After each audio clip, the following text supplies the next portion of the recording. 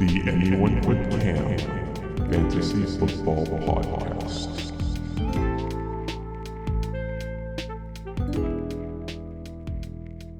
Welcome to another episode of the Anyone But Cam Fantasy Football Podcast. I am one of your hosts and one of your commissioners. My name is Frankie, and sitting right next to me is Cam. Cam, how's it going?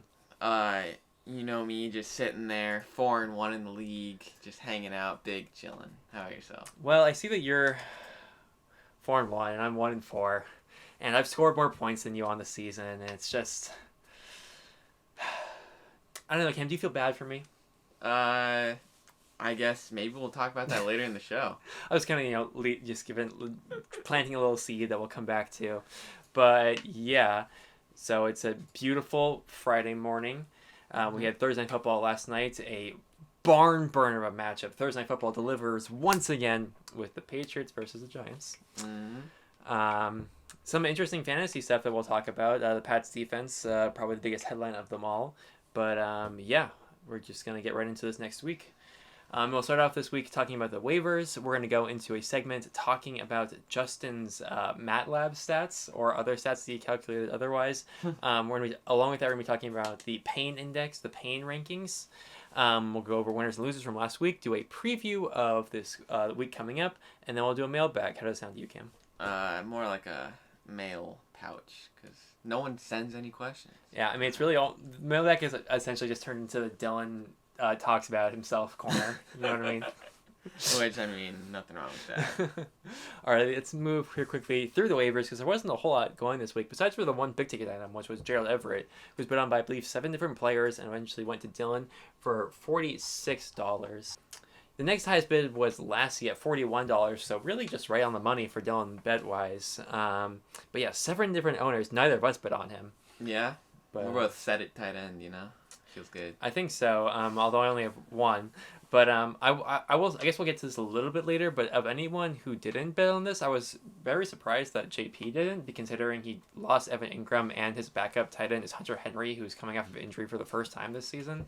So I expect him to see some kind of a play there, or maybe a play for Jimmy Graham, which he also didn't do a play for. So I guess he's just kind of relying on Hunter Henry's practicing today, which I don't think he's practiced this week so far, or just been very limited. But yeah, I don't know. I was kind of surprised by that. Winging a prayer. Yeah, and then not a whole lot else going on in the waivers this week. Pretty quiet week, I would say. The only things that really stood out to me was I was surprised that nobody else bid on Chase Edmonds. I spent $11 on him, considering that there's we don't know the injury report for Friday today quite yet, but David Johnson hasn't practiced this week. If he doesn't practice this week, Chase Edmonds gets to go up against the Falcons defense, which is juicy for your boy. Honestly, that's another thing that you're kind of surprised JP didn't bid on him because he has David Johnson. Exactly. And then also this morning I purchased Adrian Peterson. You know what I was so annoyed by? You want to know I was so annoyed? Not even by losing this money, but I'm sure pretty much everyone who listens to this podcast is also a listener of the Fantasy Footballers, and they have a segment every week on Wednesday or Wednesday when they talk about drop it like it's hot. Always check your waiver wires for who gets dropped. And I didn't even notice that Adrian Peterson was dropped in our league. Because it's usually that when they talk about that and they tell stories of these like players getting dropped, like a Stephon Diggs or something, like in your other home league. I was like, that never happens in our league. It's so rare it happens. And then Adrian Peterson gets dropped. I don't even notice. Waivers run the next day, and then the report comes out of the new interim head coach wants to give him the ball more, and it's like, how did I not even notice that a starting running back in the NFL was dropped in our league? I get that he hasn't done a whole lot, but still, I think I don't know, it was wild to me. Yeah, I feel like that might be more of you kind of put yourself in a hole there where now you feel forced playing, but you got 1.8 points last week. I know, but great. Yeah, but they played the Patriots last week, didn't they? Yeah. And it's under Jay Gruden. We have a whole new Case Keenum's back. I'm just All right, let's move on here quickly to then Justin sets. Justin put out a couple of fun stats and things this week. I guess I'm not really stats. There's kind of little reports, if you will. First one he put out was talking about the self-adjusted expected wins, which I thought was pretty interesting. talking about how many teams they expected you would have how many wins each team should expect to have based off of their points for and their points against. Some interesting things there to see. You guys can check out there. I think what's a little bit more interesting though is if we just look at to the next one it gave, which was the Misery Euphoria Index / Euphoria Index, where we talked about luck for these teams, and we found that there are it's there is 5 teams and from his rankings that are or from his stats that qualify as lucky teams, and then 7 who are unlucky teams. Cam, of course, right up top of that lucky rating, Where I belong. and I'm approximately as unlucky as you are lucky, which just sounds just about right. Yeah. We all know that's true. Sounds just about accurate. It does have Dylan as the least, as the most unlucky, and Lassie as more unlucky than me, which, sure, I mean, I guess I don't know if I agree with that, but I think we're kind of splitting hairs there. But, yeah, did anything stick out from you from either of these pieces of research, I guess? I was... Not really. Everything seemed like it made pretty much sense. Uh-huh. There's a pretty good contingent of like the middle, like I'd say about like 5 teams are considered lucky or unlucky, and then the 7 are unlucky. There is like a group of like 4 in the middle of Jake, Logan, Tyler, and JP, Logan, Tyler, and Jake, who are all just kind of in that like pretty much on the money area, and then you just have like a lot of variance on the ends. Mm-hmm. But I thought that was pretty interesting, and then the other stat that Justin gave out, I believe, was like last night, or maybe it was recently, at least. Yeah, 14 hours ago. He gave out the simulations. He said that MATLAB did 1 million simulations of Week 6 matchups, and these are just based off of how the teams have performed this week. The most favored team by this metric is Lassie to defeat Dylan this week, which I guess makes sense. And the closest one is Justin to beat you at 61% of the time. So is there anything about that that stuck out to you? Just how wrong it is. God. Yeah, no, Justin reached out to me while I was working on this, just asking for some technical support. So I got a little backdoor view on how this all works. Uh-huh. So I know that he's just absolutely wrong, and it doesn't matter. I think it was interesting. Like, I feel like if you looked at like the win percentage thing for if like, me and Greg had played last week it never happened and we were like played last week instead, I feel like the win percentage would be like so far skewed in my favor. But I had a bad week and he put up like 140 points last week, so it really evened out. But even then, I'm still up 70%. And then yeah, I don't know. I think these are pretty interesting. I want to see like how these actually like work out more than I want to see just like how the sleeper Honestly, bars workouts. But yeah, and then I guess let's move on here, Cameron, to the pain index. Oh my God. What happened? Right in the dick. He hit me in the dick. Distraction. He hit me in the dick. He hit me right in the dick. Yes, so given Justin's stats, they kind of gave me a starting point to look at each team and how painful their fantasy season has been so far, and kind of power rank those. So I guess the question is, Frankie, should I start with the lucky teams and the happy teams, or the sad losers? I think we start with the lucky teams. Okay, so in the first tier I have called Super Luck, and sitting on top of this is myself, where I belong. Yeah. So the reasons I have myself on top is I'm currently 4-1, and I've only scored in the top 6 one time. That makes sense. According to Justin, I have a plus 1.5 wins over expectation, which, I mean, yeah, that's pretty lucky as well. And then finally, based on my power ranking thing that I put out, I am the only team with a winning record that has a losing record overall against all the other teams. Ooh. Currently 23-32, but 4-1. So feels Wow. pretty lucky. That is actually incredibly lucky. Just one with that. I remember I was like pretty much even. I'm slightly above wins, 29 and 26, and I'm 1-4. Yeah. But yeah. We will get to that. Oh, next sorry. time. I had to make it up myself immediately. You know me. So the second team I have is Justin. So Justin, maybe you wouldn't think that he's the most lucky because, like, in his wins over expectation, he was 4th most. However, if you look at his schedule, the 4 teams he's beaten have a combined record of 5-15. That's a pretty cake schedule. That's a Patriots schedule right there. Mm-hmm. He also, I have to be able to read my handwriting. The greatest challenge. Oh, yes. He also has Christian McCaffrey. Come on. It's lucky. Following Justin, we have Levi.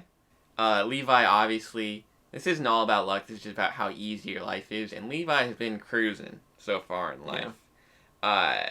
He has Eckler and Godwin, who have both just been way above their draft capital, carrying his team. And also, that one win he snaked from Logan. Yeah. The stat changes. Yeah. Just living a good life over there, Levi. And then the last team we have in this super luck category is Devin. Devin has the second highest wins over expectation. And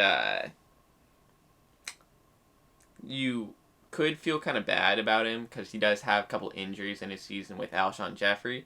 And he probably should have beaten me that 1 week where the Eagles got just absolutely dead. Yeah. However, he is the second least points against right now. So, I mean... That's true. Wow. Yeah. He's living a pretty good Couldn't be me. And then this next tier, I just called meh. Because, like, it hasn't been anything super good in their favor. Nothing super bad for them. They're all just kind of where you kind of expect them to be. Mm. And the first team is JP, who's had some injuries, such as, like, Hunter Henry and stuff. But he also got another win that he stole from Logan. Because Logan's, had a couple wins stolen from him. We'll get to that when Le'Veon Bell just fumbled for absolutely no reason. Mm-hmm. Jake Logan, he lost John Ross and Darius Geis this season, which, as far as injuries goes, aren't very significant. So, like, I don't know. He's around where you'd expect him to be in his record, both in Justin's metric and in his overall record against the league. Mm-hmm. So, no, nothing great, nothing bad. Tyler Walker, so he's had no close games this season, pretty much. Every game that, like, you go into it, and then by the end you're like, oh, do I have a chance to win this? No. He's always either going to win or lose. Okay. And so, like, you can't really feel pain if you lose by 30. Whereas, like, if you lose by 1 or 2, that's pretty sucky. Yeah. And then no really injuries to note. I mean, like, Drew Brees, but it's quarterback. I don't know. Yeah. And then finally, Greg. Greg, he has had a rough season. Sitting there at 1-4. But that's kind of what you'd expect his team to be based on how they've been performing, both in Justin's metric. I guess he's one less win in Justin's metric, but about where he should be based on, like, his overall record in the league. Yeah. And he's the 11th in points for, so, like, really, what does he have to complain about when it comes to his record? Yeah. And it's really just because his team's underperforming. Hasn't really had any injuries or anything like that. Just players aren't doing super great. Yeah. Such as last week. Yeah, but he still lost. Yeah. Sorry, Greg. Yeah. And finally, we have the unlucky teams. These boys, real sad boys right now. And top team we have there is you, Frankie. That's me. Because, as you mentioned, you're currently 29-26 overall against the league, but 1-4 in actual record. Yeah. And then Big Ben's injury really hurt Juju. Yeah. And I really can't read what else I wrote. I mean, I can go over how unlucky. Baker underperforming insanely as well. So there goes Odell as well. Cooper, the reemerge. I mean, I don't know if you can call it unlucky, but the reemergence of Cooper Kupp from his injury, and taking over all the role from Robert Woods. Somehow the Atlanta Falcons invest their entire offseason in the offensive line, and it plays worse the next season. Also, their defense is the worst in the league, and so they have to constantly air it out to catch up in games. But prior to this week, I was third in points for, and in the entire season I've been second in points against. Oops. So. And then right along with you is Lassie. He's pretty much in the same situation. He's 28-27 against Total League and also 1-4. Yeah. But he also lost Saquon, which I gave him a little more pain for that. But now Saquon might come back super soon. So honestly, I have no idea. Yeah. But kind of sucks to be Lassie right now. But what is good for you guys is you're in a pretty weak division, as we all know. It's just our records say that, but that's all that matters. Unfortunately. And then following that, the second most unlucky team I have is Logan, and I mean he has literally 2 instances of there being the game either over or pretty much over, and he puts in a celebratory gif, and then loses that week. Like, sure, he hasn't been super unlucky because he's about where you'd expect him to be in wins based on his points for overall record and what Justin said. Mm-hmm. But, I mean, just that sounds painful to just have those wins stricken from you like that. And he also lost Devontae Adams, and Darnold getting mono really hurts his Jets stat because he is not a closeted Jets fan. He is just a bold, outright Jets fan. Yeah, I wanted to. I think I spoke about this off the show, but Logan, you are in zero ways a closeted Jets fan. Like the entire time I've known you, you've been either a Bills, Giants, or Jets fan. You just like pick whichever team, and like I always just figured you'd pick whichever team's doing well. But for whatever reason, you're still just going with the Jets, even though the Bills are having the best season like of our entire life. Yeah. Which is curious to me, but go off with your Adam Gase run Jets. About in the closet as Ellen. You know what I'm saying? Hmm. And then finally, our most painful team is Dylan. It's not all just luck related, but Dylan currently is the only team to average less than 100 points per game, where the second lowest is at 106. Uh-huh. He's a full 9 points behind them. And then he currently has an overall record against the league of 8-47. You know it's rough when he changes team name to already like prepare for next week. He's already given up on this week. You know the pain's pretty high at that point. Yeah. I mean, it's a far, far drop from grace from our previous winner. Yeah, that is. I mean, I had a really rough season after my win. I think I ended up with like 5 and 11, 5 and whatever the record is, 5 and 9, or wait, no, yeah, we play 16 games, or so we played 15 games, without the week 13 one. I won like 5 games that season, and then like who won the year after? Is that Levi won the year after? Yeah. And then he ended up in 6th place last season, and then he was like pretty average. I think he ended up like 8 and 8 along with me, or maybe he did better than that. I'm not sure. And then yeah, Dylan is. So talk about a Super Bowl slump or Super Bowl hangover, or whatever they call it. Like Dylan last year hit on James Conner, and this year is like, I can do that again. I'm just gonna get all the backup running backs. Yeah.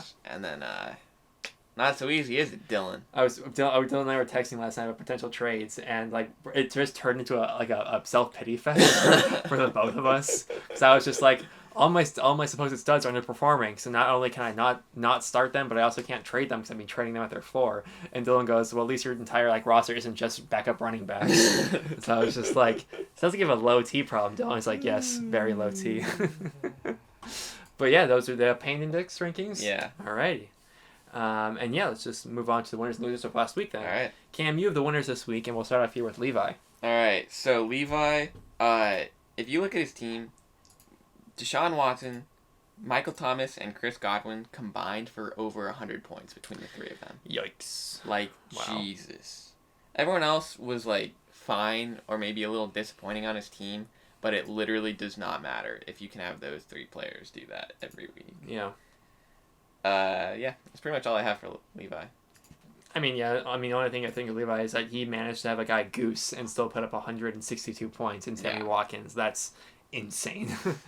On the Lassie side, though, here, Aaron Jones was a pretty much a week winner for most teams and most leagues. Not for Lassie's team in our league. I feel like we said the same thing about Saquon last year for his team as well. It was a league winner for a better team, and unfortunately, it's kind of the same thing happened this week. Speaking of gooses, oh boy, Mike Evans and Greg Olsen, both Goose's team. That's so rough. And then also looking at Manny Sanders, who is looking more boom bust now this season than a solid wide receiver 3, as we were kind of hoping he was looking to be. At least I was hoping he was looking to be. But not all is lost. Saquon Barkley could be returning as early as next week for him, which would be a definite boost that this team needs right now. Mm-hmm. But still a solid enough week at 125, nearly 126 points. That wins approximately like 2/3 to 3/4 of the matchups in a given week in our league. Around I feel like there. it's more like half. You think so? What's the average 126. Do you have that? Ooh, I didn't. Yeah. I feel like it's like 120. All right, well, I stand corrected. We just average up all the scores so far this week, and an average score for a team in a given week in our season of our league is just about 119.11 points. So, putting up 125, yeah, wins about a half matchup. So I was like, well, I guess that's not as much. I don't know. Didn't think it'd be quite that high because it's been a little up and down scoring wise. Oh, you remember what I talked about last week? What? About how the up and down scoring. So it was 124 the first week, 112, 123, 111. We're back up to 124 this week. Let's go. It's like a perfect sine wave. Ready for a down week this week. Okay. Yeah. Gotta get rid of that. But alright. So yeah, let's move on to the next matchup here, and you have Justin. Justin Moss. So the first note I have is Christian McCaffrey is greater than the Patriots defense. Is greater than literally everyone else. You're back on my side from when I said a couple weeks ago that Christian McCaffrey's the best player in fantasy, and then he scored like 5 points. Yep. I mean, like, Jesus Christ, he's literally on the field the entire game until he literally can't handle it anymore. Mm-hmm. He's ridiculous. Yeah, a report this week that the coach said he's just not practicing on Wednesdays for the rest of the season just because he needs the extra rest day, which is usually Veterans Day off, but it's only been in the league a couple of years. And then the other note I have for Justin's team is I saw Austin Hooper got 10.6 points, and I was like, dang, that's kind of a disappointing week for him. But then I realized a tight end being disappointed with a 10-point week is like really good tight end. So Austin Hooper is locked and loaded, top 6 tight end in my opinion. Easily. Yeah. Yeah, especially this week against the Cardinals. Oh my God. Don't I know it. Oh my God. And then other than that, everyone was just kind of average or below average. But when you have Christian McCaffrey getting a third of your points, you can live with that. Yeah, my only note on Justin, same as like Damian Williams comes back into the fray and gets most of the carry work, and then gets 23 total yards, which is just about right from the how skillful of a running back he actually is. On JP's side here, Keenan Allen, who was looking to be the wide receiver 1 in the season, it gets 2 slow weeks in a row here, and I'm noting that he gets Pittsburgh this week, the Titans next week, and then Chicago, and then to Green Bay. Not my favorite schedule in the entire world. As I mentioned earlier, an injury to Evan Ingram, which means he's going to be relying on a Hunter Henry who's just coming back from injury. And I mentioned earlier, no bids on Garrett Graham or Everett was surprising to me. And then, everyone else was pretty okay, pretty average here on JP's side. Nothing too crazy in any direction. Besides for the defense for the Cowboys who got the hands from Green Bay. But yeah, let's move on to the next matchup here then. And you have Jake Logan scoring 167 points. My goodness. Like low up on this team. And the main note I have for him is just volume is king. Yeah. Literally every person on his team is getting like solid, significant volume. Besides, I guess Will Dissly got 5 touches, which is still really solid for a tight end. And then like even D. Westbrook got 11 targets for him. Like, oh my goodness. Yeah. And thanks to that, he had pretty much no busts. Like, I guess you'd be kind of disappointed with Jacoby Brissett, but they just ran the dang ball. So, that's kind of what happens. Leonard Fournette, trending up significantly since the beginning of the season, finally scoring some touchdowns, and looking like, I don't know, mid-range back-end RB1. Solid for him. Yeah. And, I don't know. Oh, and then finally, he's got a lot invested in the Dallas offense, which has been good so far this season. Got Zeke and Amari Cooper. Yeah. But if you kind of look down the schedule for them, it doesn't look as rosy for them with the matchups, defenses. So could come back to haunt him. Don't know. Yeah, I mean, my only note on Jake's side is the style points, the swag of Sony Michel. Oh my goodness. On Dylan's side of the ball here, though, the squeaky Thielen gets the grease, is what we found out this week. We'll have to turn into the Kirk Cousins show every single week to figure out who's going to be throwing the ball to, apparently. But I'll tune in this week and see what happens. Notes on here for volume on Dylan's side. Michael Gallup gets 14 targets to complement Amari Cooper's 14 targets. That's pretty dang good. And my only other note here on Dylan's side of the ball, besides for obviously it's going to be kind of a bummer to maybe lose Hollywood Brown this week. I think he probably plays this week. But it looks like he was he downgraded to doubtful? Oh, he's game time decision as of 20 minutes ago. Yeah, I mean, I don't know. He still looked pretty good on the field last week when he was, but that could have been adrenaline. My only note on Dylan's side here is that he started Aaron Rodgers last week. I feel like Aaron Rodgers has been a super hot name in the fantasy community the last week or two of people dropping him. People just like, can't is he startable? Which is like weird because he's like playing playing pretty good football, real life football. It's just not really translating to fantasy because he hasn't been putting back any touchdowns whatsoever. But he's starting him again this week is what it looks like. He's currently the quarterback 19, which just isn't totally what you would love to see here. Also, he started the Bengals defense. I didn't even know the Bengals defense for Arizona. Yeah, that's kind of unfortunate. I forgot. The emergence of Tevin Coleman. I think I'm covering Dylan's matchup later, so I'll talk about that as well. But is the emergence of Tevin Coleman coming back a big deal, or is this like a red herring? I think that's going to be an interesting story moving forward. I guess we'll find out. I mean, he's in like probably the most talented like combined backfield in the NFL. Yeah. With Breida and Mostert. Well, none of them are like, world beat superstars, but they're all like solid enough, or they're like above. They're definitely above. I think pretty much all above like replacement level. If you combine in the running scheme that San Francisco has, I definitely agree with that. All right, let's move on here to the next matchup, and you have Logan winning this week. Yes, and Logan, made the case. Does he deserve the try-hard chalice for his victory over Tyler Walker? And we didn't actually talk about this, but I think he does.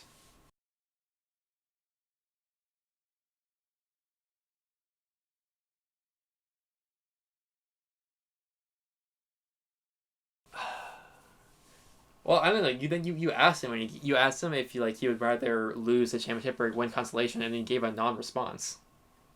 Like, he didn't answer the question. Well, he did. He said that he'd rather go in consolation because he said he wouldn't abandon his morals, which is consolation. Which to me means no, he doesn't. But it's so much more fun if it actually moves. Okay, who's Tyler playing this week? He's playing JP. Okay, who's Tyler playing next week? Justin. All right. Who's playing this week? Greg. Oh my God. Where's Tyler? Then he's playing Lassie. Wait, is Lassie in series? No. No. Oh God. Logan's definitely more tryhard than Lassie. Then Devin. Oh my God. We told weekend. Okay. Devin's in series, boys. Yeah. Who's Logan play this week? Jake. That's pretty try hard. Oh, I mean, he's already losing to Jake. It was basically, it's like, are we gonna gift the chalice to Jake, or are we just gonna keep it with Tyler? Logan, welcome to the try-hard chalice team. And good luck holding on to it. Yeah, you can enjoy holding on to it for approximately 3 days. And so now that that's all settled, looking at Logan's team, Josh Jacobs, check mark, because he did very well against a very tough Chicago defense. Yeah. And 26 carries is legit. Yeah. And the offensive line actually looks pretty good, so go for Jacobs. And then also on that same game, Allen Robinson finally playing with a not absolute garbage quarterback actually does well. Yeah. What do you know? But we'll see how long that lasts because, they want to get Trubisky back for God knows why. I have other notes that are really hard to read. Oh. But I do have this. Logan. I know we have hindsight when we're talking about this, but you benched both Will Fuller and DJ Chark for Demarcus Robinson, who is literally done basically the same as Will Fuller did in all of his bad weeks anyway, besides the 1 week Demarcus Robinson went off. And then DJ Chark has been your boy, your rock, and you bench him too. I hate to see it. Yeah, I don't get why you would start either Shady or Gallman over DJ Chark. And then, Will Fuller, I feel like the entire fantasy football cognoscente was calling for a Fuller breakout last week, and it happens. A tryhard would know that. A tryhard would know that. Ooh. But I understand starting Shady because he's been doing good. And then Gallman. I mean, but he saw I don't think he had a carry this week. Yeah, but you didn't know that was going to happen. Yeah. Okay. Yeah, and that's it for Logan's side. Yeah. Okay. On Tyler's side, pretty much every player on his team underperformed or didn't at least didn't do anything special. Baker especially -4 points. Jesus Christ. Oof. Yeah, he's gonna be forced to start Duke Johnson this week, which isn't exactly great with the Montgomery bye. And like as we were just talking about with Demarcus Robinson, a similar situation with Mecole Hardman, his both roles can be super unclear, especially considering Tyreek Hill is probably going to play this week, as if it was already unclear of what's going to happen on a week-to-week basis with them there. And that's approximately all I have on Tyler's side of the ball here. Yeah. Mm-hmm. Let's move on to Devin versus Greg, and you have Devin. Yeah, so, Eags. Okay. So, Eagles. yeah, Eagles. the Eagles. Uh-huh. Because all of Devin's Eagles were, like, meh. I mean, Zach Ertz was good, but Alshon Jeffrey and Nelson Aguilar weren't exactly what you'd expect them to be. But Well, that's Aguilar's about what I expect him to be. That's fair. But that's because their defense just went off, which good for Devin because he has literally all of them. Yeah. And so that was able to put him over the top. And Gurley, had a big workload, played like over 90% of the snaps, but now he's kind of injured, so I don't know if you really want that if you're Devin. Marlon Mack, just absolutely ridiculous, went off, because that's how you can beat the Chiefs if Mahomes also gets stepped on his ankle and has no starting wide receivers. It really shows the vulnerability of Devin's team with the stack, as we've said multiple times, or at least I have. But I've been saying for 2 seasons. yeah. And I mean, he hasn't won yet. So. Yeah. But anyways, Russell Wilson has just continued to disprove literally me and everyone who thought that they would just run the ball and not actually use him. And he's an MVP candidate. Go Russ. Yeah. I think it's the second week in a row that he started Deontay Johnson as well, which is like, I guess like when you have like the bye for Kenny Galladay, I kind of get that, but like it's just not exactly preferred. There's not a whole lot of upside with him. Like, you have touchdown upside, but like there's not a volume play by any means. On Greg's side of the ball here, Greg had a solid week. It just came at the wrong time. 140 points. That's pretty dang good here. So many touchdowns on his side. You're like pretty much everyone who did anything scored a touchdown on his side, which is not amazing because that's the least predictive thing in fantasy. But you take it if you're Greg. I just want to wish it was a better week for him. Carson's limited in practice yesterday, so we're gonna have to look into that. Let's see if there's a report today. Not quite yet today. We'll see how that goes. Have to monitor that. Ridley and Sanu, we talked about it last week, or I think you were going to talk about last week of not really sure, like, wanting to start both of them because they could just take production from each other. But lucky for them, the Atlanta Falcons played from catch up the entire game, and they both got approximately around the same amount here. Well, I guess Ridley got way more targets, but the same amount of receptions. Both scored a touchdown. Help him out there. It's really nice when the total game has 85 points scored. Yeah, so I guess the point is I'm getting at is like it's good for him this week. A lot of great stuff happened for this week. I'm not sure how repeatable a lot of it is because there's so many touchdowns scored. But yeah, I think that's all I have for Greg. I mean, it's kind of funny that the only person that didn't really score a touchdown was the tight end playing against Cardinals. Yeah, who did approximately nothing. Was it 3 points for Eifert? 2.5, yeah. 2.5, yeah. Jeez, wow, okay. And then the last matchup for last week, our matchup, and you have yourself. Yeah, because, lucky me. But no one really cares, so I'll just go quick. Kittle and Kupp, both super solid and good. Kamara needs to score more touchdowns, and I need to be able to play a defense that doesn't get negative points on the week.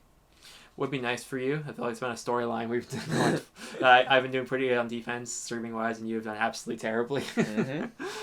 Which is really the mark of a good fantasy owner is your defensive streaming capabilities. If you ask me. I bet. If you ask me, I'm not biased by any means. 3 picks from Lamar Jackson, gets shut down with the Steelers defense, and they still win the game. That's a double pain in the neck for me. There goes our hopes of being number 1 in our division after going into our bye. But the Steelers are not out of it yet. We'll talk more on that later. I was hoping that I'd be able to say oh my God, Cam, we had a reverse of what we've been talking about the entire season with my team. All of a sudden, my running backs are doing production, my wide receivers doing production, and then Odell Beckham Jr. happens. Obviously not great for Robert Woods too, but Odell Beckham Jr. gave me 3 points, Cameron. 3 points. Let's just say I had a good Monday night. 3 points. Oh my God. So that was highly unfortunate. I guess my only other notes here is that, Philip Lindsay goes for 114 yards on 15 carries. This is a Philip Lindsay I'm talking about. This is the guy I believe in. Just put him on a better team and he'd be so good. with another running back who isn't nearly as good. he'd be so amazing. That game was tilting because like Philip Lindsay would just get all the kill the clock rushes, and then you'd have to see Mike Williams get all the passes Yeah. when they're trying to come back. Yeah. That's a good time. And then my only note here is I talked about Woods. I'm wondering if how Woods' production is going to change this week. We're losing Brandon Cooks, but with the emergence of Cooper Kupp, I want to see how the coverage is going to focus more on Cooper Kupp now, or they're going to stay on Robert Woods, and also the emergence of Gerald Everett kind of changes things. Injured to Gurley. There's a whole lot of stuff going on in that Rams offense this week, and it'll be interesting to see how it all plays out. Alrighty, and that was our winners and losers from last week. And let's preview this week in matchups. And you're going to kick us off here with Tyler versus JP. Yeah, and the first thing I have noted here is that these are two teams who have been hurting with just buys and actual injuries going into the season. You know, we already talked a lot about JP losing Evan Ingram, but then also Deshaun Jackson and Philip Dorsett didn't play this week. And then Tyler, on the other hand, lost Drew Brees, and then also has David Montgomery, T.Y. Hilton, and Tyrell Williams all on bye this week. Yeah. So it's two teams just trying to put together the best they can. I kind of feel like JP has the advantage everywhere in this matchup. Patrick Mahomes over Matthew Stafford. His running backs are better because Tyler has to start Duke Johnson this week. Wide receivers are kind of close, but then Tyler has to start Mecole Hardman. Yeah. And he also has to play both Noah Fant and TJ Hawkinson. Like, there's not a lot of good stuff going on for Tyler. If David Johnson can't play this week and Hunter Henry doesn't pull it out for JP, I could see Tyler maybe doing this, but right now he's at 15 win percent, and I kind of feel like that's pretty accurate. Yeah, he's gonna need something special, maybe out of a Peyton Barber blow performance or something. It's gonna come from somewhere. I'm not sure it's coming from Mecole or from Noah Fant, So it's if Julio Jones has one of his 40-point weeks, that could be super clutch. Against Arizona, it could happen. It could definitely happen. And okay, let's move on to the next one.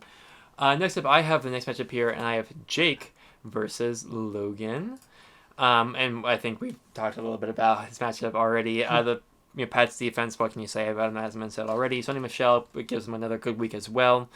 The 1% bars currently has Jake at a 96% chance of winning. I would probably agree with something similar to that. Not amazing matchups for his running backs. Zeke versus the Jets and Lenny versus the Saints. But I still don't think I should limit Zeke that terribly. Maybe more for Fournette, but we'll have to see. And then I guess my question on Jake's side here, is this going to be the first really good week of the season for DD? He's had some solid weeks, but nothing amazing. He's the wide receiver 43 in PPR, so nothing too crazy here, or nothing great at all, actually. And he had a lot of preseason hype. DJ Chark has kind of taken over that role as wide receiver 1 in that Jacksonville offense. And speaking of DJ Chark, we have him over here on Logan's side, so I will like to see which one of them gets the more production. Probably going to be DJ Chark, but at the same time, Marshawn Lattimore likes to shadow, and he could be shadowing DJ Chark in this game. So I think it is the recipe for a DD breakout week. Is kind of what I'm calling for here, which is just more in favor of Jake. Tough week on Logan's side here with injuries and bye week. Let's see. Oh yeah, and then I mentioned it earlier, but he's going to start LeSean McCoy again this week, who didn't have a single carry last week, which just isn't something you'd like to see. For both him, his sake and my sake, I would really like to see Devontae Adams back practicing, but I would very much not. He did not practice today either, as of 5 minutes ago, so that is highly unfortunate for both of us. Anyways, moving on to my matchup with Justin. Ooh, the 4-1 bowl. So we both have a couple bad matchups and injury questions on both sides. I have Carson Wentz against the Minnesota pass defense on the road and Dalvin Cook against the Philadelphia run defense. Both not the matchups you want to see in those kind of games. Yeah. Whereas he has Christian McCaffrey against the one team that's been able to hold him down, Tampa Bay. So we'll see how that goes. And then also Justin has the question of Brandon Cooks. Is he going to play this week with his concussion? And I have both Tyreek Hill and Christian Kirk, who are both kind of game time decision questionable for this weekend too. Mm-hmm. So there's a lot of uncertainty going into this. However, Justin has a couple really good matchups on his side too that I think put him over the top. Mark Ingram against the worst in the league Cincinnati run defense is absolutely terrifying. Yeah. And Austin Hooper against the worst in the league Arizona tight end defense Yeah. is also terrifying. So not feeling great, especially with Mike Nugent only getting 4 points in the absolute wind mess that was last night. But our boys will keep fighting, and with the way my season's been going, Justin's team will all just not show up to the game because they went out partying the night before. Yeah. I guess an interesting note here on Justin's side of the ball is, or two notes, I guess, for him. I have for him is Mark Ingram versus Cincinnati. It should be a very positive game script the entire game for Baltimore, which could just mean a really run heavy game and some goal line carries for Mark Ingram, as he tends to do in weeks when I need points for Lamar Jackson.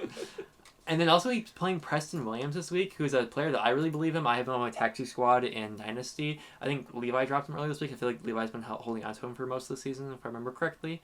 And it was a game against Washington in a battle of two of the bottom four teams in the league, which could just, and they're both there in part because of their terrible defenses. So it could be a really high scoring game, which means there's some real boom potential for Preston as well. But also he could just do absolutely nothing as well. Yeah, I'm not really worried about him. No. I'm gonna be honest. Alrighty, and then I'll get into my matchup here next. Me versus Greg. I have some pretty decent matchups across the board. Nothing too great or nothing too standouts. Nothing terrible. Besides for maybe Woods versus San Francisco, and I might not start him, so we'll find out.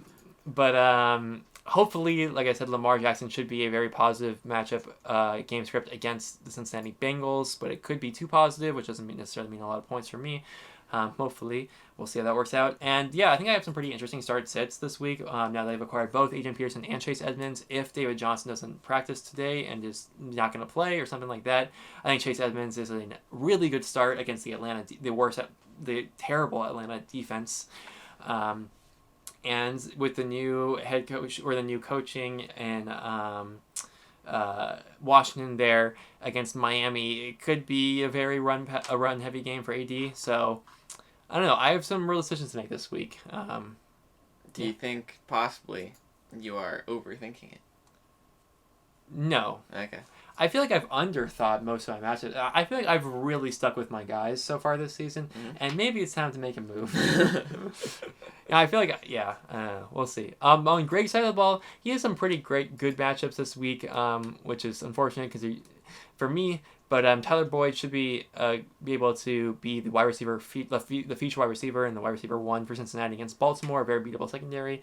If Chris Carson plays, he should do well against Cleveland as well. Matt Ryan versus Arizona, I am kind of terrified of, but I feel like our quarterbacks should be approximately the same production-wise.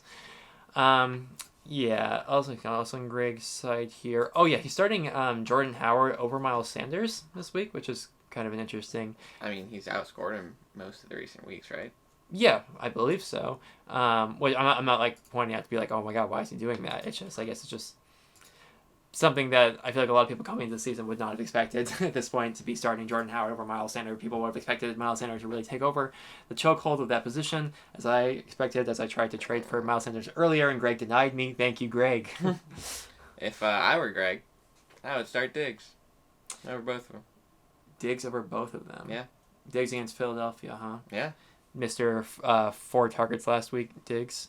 Mr. Probably more safe than both of them, considering the Minnesota run defense and the Philadelphia pass defense. Yeah, I mean, it's... I would probably... I don't know what to do. Actually, you know what I'm going to do? I'm just going to move on. But first, it's my upset of the week.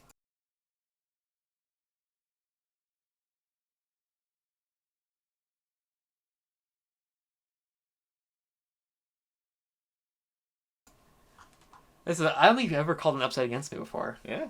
First time. This is highly unfortunate. Actually, this means I'm gonna win. I mean, I've been like 2-0 the last 2 weeks. I think. Oh, congratulations! Yeah, I'm on a hot streak. And you picked Tyler to beat Dylan one of those weeks, right? yeah, and I'm proud of it. I was right. Uh-huh. Dylan's favored. That's all I care about. But the main reason I'm picking this is just the Atlanta stack. I feel like is a little more deadly than the Baltimore stack this week, considering the matchup. Probably. Alrighty, and then let's move on to your next matchup here. You have Devin versus Levi. Oh boy, Devin. Oof.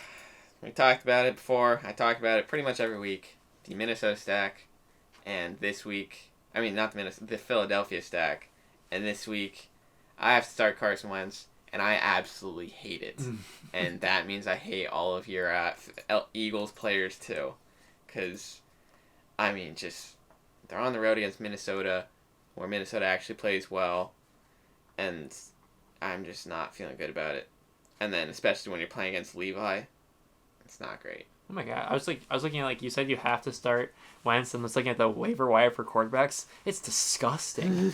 This is the worst I think I've ever seen it with bye weeks and stuff. Like, this is awful. Well, yeah, I could have picked up Danny Dimes. I don't know. Anyways, Oh my god. but what is interesting here is we have a pretty dynamic quarterback battle. Russell Wilson versus Sean Watson Yeah. is super interesting in the real NFL and in what? No, sorry, I didn't mean to interrupt. I was just saying you have young Russell Wilson versus old Russell Wilson. Yeah, it's Gemini Man. Bruh. Oh my god. Yeah, and Levi also has some bad matchups going on. Michael Thomas against Jacksonville when we expect Jalen Ramsey to probably be back on the field. And Chris Godwin against Carolina's pass defense, which is one of the best in the league. And apparently Houston's good against tight end for Travis Kelce, but, he really knows. But I just have a lot more faith in Levi's players to be able to overcome those bad matchups than Devin's players. I mean, I'll be rooting for his team, considering he'll have both Kerryon Johnson and Kenny Golladay going up Monday night against Green Bay, when they're just going to destroy that defense, obviously. But it's a little scary, Devin. I mean, going up against Levi's team any week is scary, but especially when you got some bad matchups going on. Yeah, I mean, like, we saw there was like the 60-something yard, or 40 or 60-something yard touchdown last night to Golden Tate. Really, just like, that's a real dagger to Devin's hopes. I was looking at Levi's team, I was like, why did you start Golden Tate? And I was like, oh, his bench isn't super good, because he didn't want to play Sammy Watkins. Probably a good call. And then it's like, that worked out really well for him. Yeah, it did. And the last matchup of here, we have the matchup of the week. Dylan Oh, sorry, you go. versus Lassie. They are definitely shocked that their matchup was the last one talked about here. Dylan versus Lassie. Can you guys believe it? Here we have the matchup of an 0-5 Dylan's team versus the 1-4 Lassie team. Pretty much the Redskins versus the Dolphins going on right now. It's gonna be something special. Starting off with Dylan's side, as I mentioned earlier, is the emergence of Coleman a big deal. He looked good on the field. He looked not good earlier in the season. Is this just him being healthy for once and playing just potential? We'll have to see. Much better run scheme than in San Francisco than they had in Atlanta, as we've seen so far. But yeah, and then. Dylan will hope to see Thielen continue to produce against the Eagles, and what I think I'm probably calling it, and this probably isn't a crazy opinion, a do-or-die game for both maybe close to a do-or-die game between the Vikings and the Eagles, two teams that people really thought were going to be NFC contenders so far this season, really underperforming record-wise so far. This is a really big game for both teams. Yeah. So I like to see some explosive offense from both sides. And some shutdown defense for the run game, at least, on the Minnesota side. I think it'll be a fun one to watch. Hollywood didn't practice on Thursday. I want to see if he practiced today, if we know. It's going to be a game time decision as of 45 minutes ago. Okay. Who would he start if you had to bench Hollywood? Carlos Hyde? Okay. That's not bad. Yeah, looks the other two have to start Carlos Hyde. That's not too terrible. Or Curtis Samuel. I'd like to start Curtis Samuel this week if I was him. Interesting decisions for Dylan. Yeah. Probably something like that. Yeah. Yeah, I think it's about it I have. Oh, yeah, it's my other note. Does he start Curtis versus okay, it's my other note. And then on the last side of the ball, going to start two Goosers this week. It's starting Greg Olsen again. Should be a good matchup against Tampa Bay, but yeah, we'll see. Kyler versus Atlanta should be a very positive matchup for him. Hopefully it'll be Kyler's first real breakout game. He's played some good games so far, and he's looking better week by week. But this could be a really good game for him. And my only other note for Lasky is I'm really going to want to see for him more consistent production or more production coming week by week from Melvin Gordon. He got, I believe, 46% of the snaps last week, which isn't terrible, but it's not great either. And wasn't particularly efficient either. So I want to see more and more usage for him. But we are playing against the Steelers, who have been pretty solid against running backs ever since that San Francisco game where they got lit up in the fourth quarter. But ever since then, they've been pretty solid against running backs. So we'll have to see what they do with that. But that's about it. I guess we should pick this game because it's matchup of the week. Oh, yeah. Currently, after his Lassie's Patriots stack, which gave him, 17 points on the dot with Josh Gordon with 1 reception for 7 yards. I didn't watch much of the game, so I don't know. Oh, he got injured, didn't he? Yeah. On the tackle. I saw that play. So I guess that's why he was out for a while, which is unfortunate for him.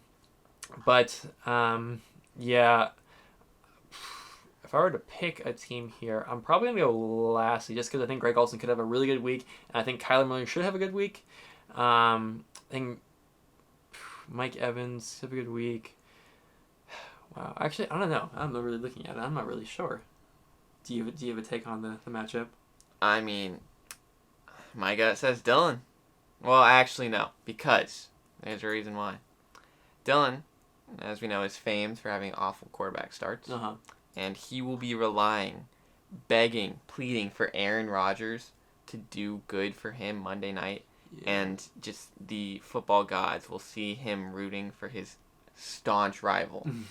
We all know Dylan's second favorite team is whoever's playing the Packers that week. Uh-huh.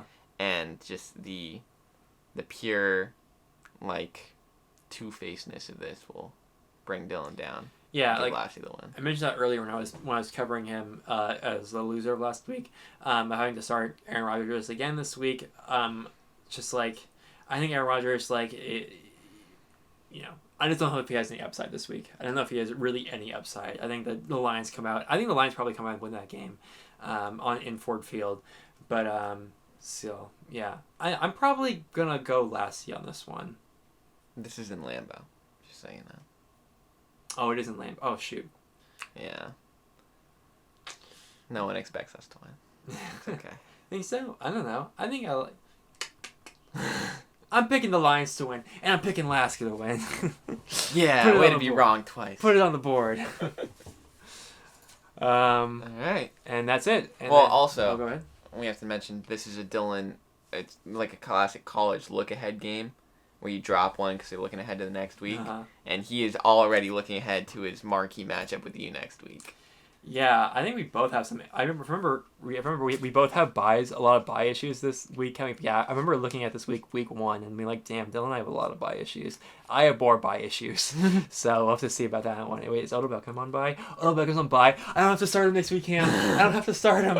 Yes. Good thing I have Adrian Peterson. Yes. Against San Francisco, the best run defense in the league right now. Yes. I guess we'll get to that later. Yeah.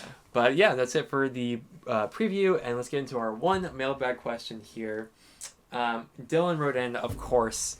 He writes in, Frankie, how does it feel to know you're going to lose back-to-back weeks to a winless Dylan Nick? And he's, of course, alluding to the fact that we are playing each other in Dynasty this week. Dylan, I see that you're winless. And I won a couple games. You've scored more points on the season than me. Oh, my God. By 80 points. Oof. By about... Oh, wait. Sorry. I was looking at points again. Yeah, about 15. Or wait, no, 25. 15? 15. Anyways, yeah, it's pretty close. You've had a good amount more points against. I have 2 wins in that league. You're facing me in a week where Chris Carson might not play. Pretty much all of my actually good players are on bye. Yes, I got Tyreek back, but that's about it. I got some other solid players, no world beaters here. If you want to feel good about winning this week, that's on you. I'm not gonna poop on your parade. But if you want to feel good, okay, Next week, and then Nick said, next week I have some really terrible bye matchups, and we'll talk about that when we get to it. But if you want to feel good about your win this week, that's on you. That's all I'm going to say. Wait, so you've already given up? Oh, I mean, like, no. I mean, it's not like anything I say can, like, affect what's going to happen. You could say, Dylan, look at me. Look at me in the eyes. You are going to lose because that is what you do. I mean, that's what I'm going to be feeling like next week. Bye issues are nothing. Do you see I have Chase Edmonds and Adrian Peterson on my team? We're unstoppable. All right. Style points are off. Yeah, that's right. I think that's it. Thank you all for listening to another episode of the Annual Big Cam Festival Podcast. I have been Frankie. And this is Cam. I'll come at you next week with a review of the upcoming week, a preview of the next week, and yeah, I don't know. Guess we don't have any other statements plans, but we'll figure it out when we get there. Yeah, should be good. And we'll see you then. Peace.